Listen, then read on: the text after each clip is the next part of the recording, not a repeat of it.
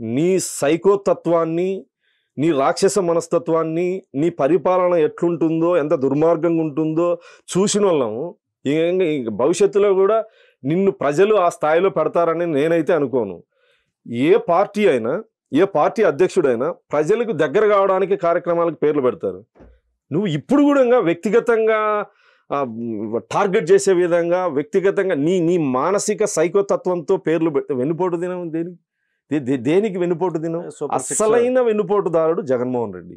అస్సలైన వెన్నుపోటుదారుడు అనే పదానికి అర్హుడు జగన్మోహన్ రెడ్డి. కాంగ్రెస్ పార్టీ వైఎస్ రాజశేఖర రెడ్డి అనే కుటుంబాన్ని ముఖ్యమంత్రులను 2 సార్లు ముఖ్యమంత్రులు చేసి ఆ స్థాయిలో పెడితే వెన్నుపోటు పొడిచింది ఎవరు? జగన్మోహన్ రెడ్డి. శివకుమార్ అనే వ్యక్తిది పార్టీ వైఎస్ఆర్ కాంగ్రెస్ పార్టీ. అతన్ని ఆ పార్టీ పెట్టినప్పుడు అతన్ని జనరల్ సెక్రటరీని చేసి పార్టీని లాక్కున్నావు. తర్వాత 2-3 నెలలకు అతని తన్ని ధర్మేశావు. నువ్వు అవినీతి అక్రమాల కేసులో జైలుకి వెళితే దాదాపు 16 నెలలు నువ్వు జైల్లో ఉంటే నీ పార్టీ ఉనికిని కాపాడింది ఎవరు? ఒక మహిళ ఉండి పాదయాత్ర చేసి ఏం చేసావు నువ్వు? వెన్నుపోటు వీటిని అంటారు. వివేకానంద రెడ్డి కుటుంబానికి నువ్వు చేసిన ద్రోహం ఏదైతే ఉందో, గొడ్డలిపోటు, వెన్నుపోటు, వీటిని వెన్నుపోటు అంటారు.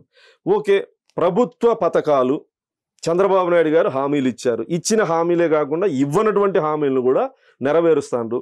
ముఖ్యమంత్రి అయిపోతానే మొత్తం ప్రక్షాళన చేయగలుగుతారు ఎవరైనా?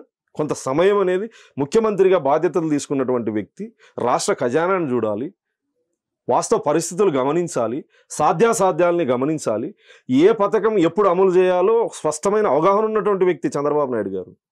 నీలాగా వారం లోపల సిపిఎస్ రద్దు చేస్తానన్నా అని చెప్పి, లేదా లిక్కర్ని సమూలంగా శాశ్వతంగా నిర్మూలిస్తా, మద్యపానం అనేది లేకుండా చేస్తానని చెప్పి ఎన్ని పథకాలు ఇలా చెప్పుకుంటే దాదాపు ఒక 20 ఉంటాయి.